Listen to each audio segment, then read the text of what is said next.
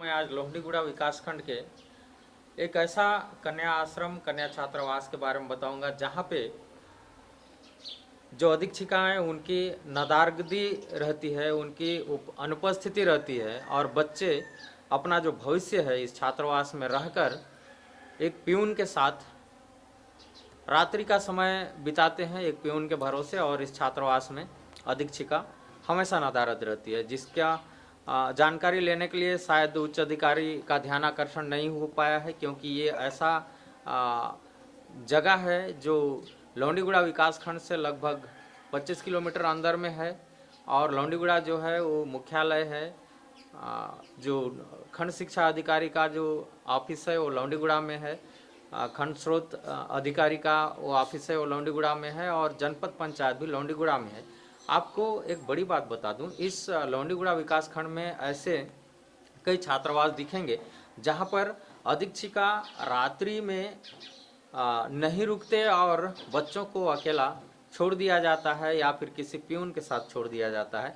आप देख रहे होंगे, मैं कैमरामैन से कहना चाहूँगा, ये दिखाएंगे 50 सीटर साक्षर बस्तर ऊपर में लिखा हुआ है, 50 सीटर सुभाष चंद्र बोस कन्या छात्रावास लीमू पदर। वो थोड़ा सा पत्ते के पीछे में है, लीमू पदर लिखा हुआ है। आपको इससे संबंधित स्कूल भी दिखाएंगे। ये कन्या छात्रावास है, आपको पता होगा। जो डॉर्मेट्री का जो छात्रावास है वो यहाँ पे है लोहड़ीगुड़ा विकासखंड में। यहाँ पे एक बालक भी है, हाथी गोदरा करके, हाथी दरहा करके एक छात्रावास है डॉर्मेट्री का, और वो बॉयज है और ये कन्या छात्रावास है।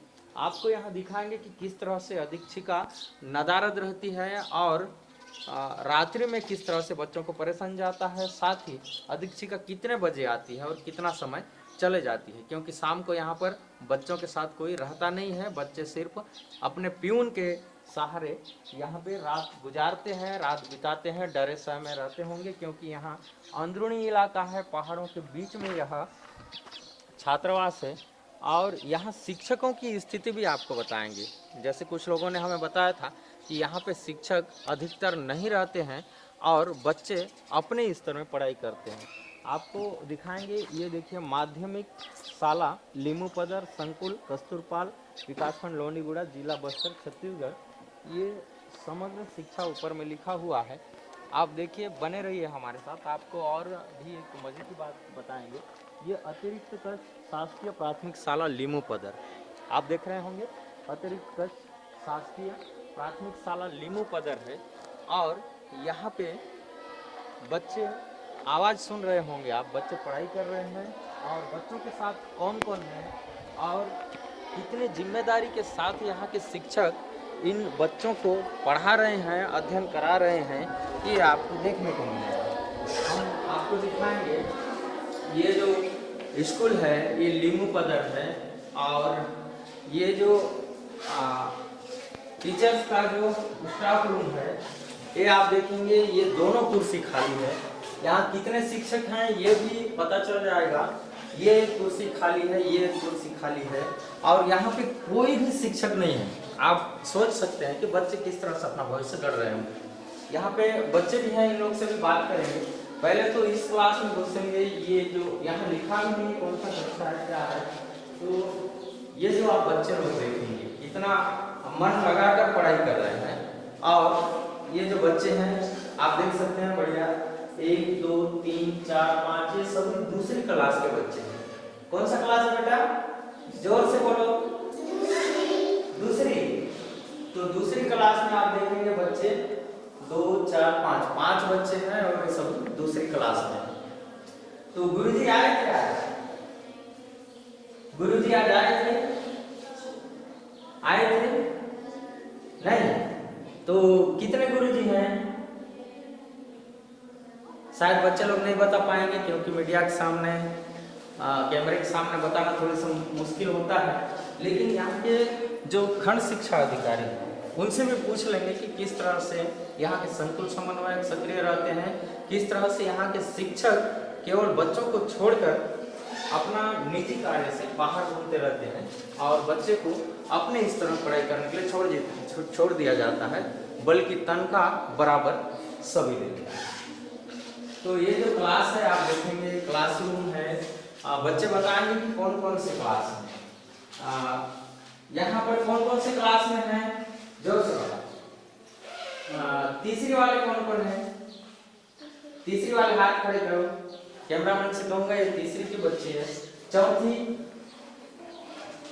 चौथी में 5 बच्चे हैं। पांचवी में 2 बच्चे हैं। छठवीं में भी 2 बच्चे हैं।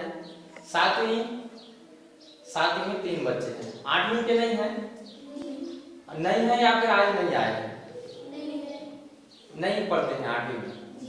तो आप लोग घर से आते हो या फिर यहीं छात्रावास में रहते हो? जोर से बताओ। छात्रावास में रहते हो, वेरी गुड। अच्छा, आप लोग का जो प्यून है वो रात में आपके साथ रहते हैं?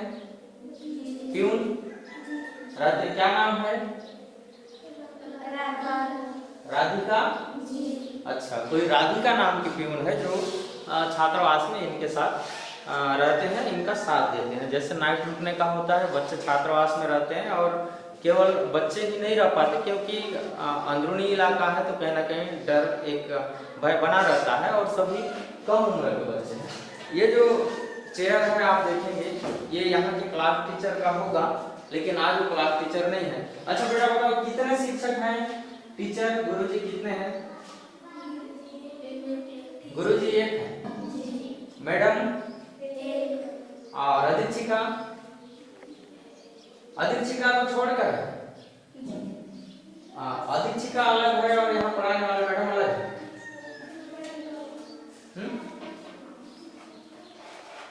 अधीक्षिका को छोड़कर यहाँ पढ़ाने वाले और हैं? नहीं। अच्छा, तो एक सर, ठीक है, वो प्राथमिक भी पढ़ाते हैं और माध्यमिक भी पढ़ाते हैं। आप लोग जो 6वीं 7वीं वाले आपको माध्यमिक, ठीक है। अच्छा ये बताइए मैडम कितना समय आते हैं सुबह? सुबह कितने बजे आते हैं? सुबह आने का टाइम बताओ। 10 बजे। और शाम को कितने बजे जाते हैं? शाम को जैसे आप लोग रुकते हो ना, भात खाते हो, खाना रात को क्या सब्जी बनाता है? दाल। और सुबह क्या सब्जी बना था? दाल। क्या सब्जी बना था? कद्दू। अच्छा, बढ़िया लगा? मजा आया? अच्छा, नाश्ता आप लोग को कौन कौन सा दिन मिलता है? नाश्ता चिवड़ा खाते हो? नाश्ता तो कौन कौन सा दिन मिलता है? शनिवार रविवार, 2 दिन। चलो बढ़िया है। आप लोग अंडा मछली खाते हो?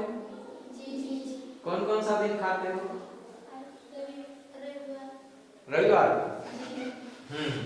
अच्छा ये बताइए, यहाँ पे जो आपके टीचर जो पढ़ाते हैं और कोई मिलने आते हैं सर लोग? आप लोग संकुल समन्वयक सर बोलते हैं, CSC सर बोलते हैं, आते हैं? क्या नाम है उनका? नहीं पता? अच्छा, तो आप लोग कितने लोग हो यहाँ? कितने लोग हो बेटा? गिनती करो। 1 2 3 4 5 6 7 8 9 10 13। तो यहाँ 13 लोग हैं और वहाँ पे 5 लोग हैं। आप देख सकते हैं बच्चे जो 50 सीटर का छात्रावास है, कन्या छात्रावास है, वहाँ पर कितने कम बच्चे हैं। आगे दिखाएंगे इस दूसरे रूम में कि बच्चे कितने हैं। यहाँ आपको गिनकर बताएंगे। ये जो बच्चे हैं ये देखो अपने स्तर में पढ़ाई करने का प्रयास कर रहे हैं। 1 2 3 4 5। तो यहाँ पे 5 ही बच्चे हैं और बगल वाले रूम में 13 बच्चे हैं, मतलब टोटल 18 बच्चे हैं 50 सीटर के छात्रावास में। और इन 50 सीटर में बच्चे क्यों उपस्थित नहीं हो पा रहे हैं? क्या यहाँ पे पालक संपर्क नहीं हो पाता या फिर यहाँ जो अधीक्षिका है उसकी सक्रियता नहीं रहती या फिर यहाँ जो टीचर है उनकी सक्रियता नहीं रहती? दूसरी बड़ी बात आपको बता दूं, जिले में जितने डॉर्मेट्री छात्रावास हैं 50 सीटर के, उनमें गवर्नमेंट 65 से 70 हजार खर्च करती है, 50 हजार से ऊपर खर्च करती है।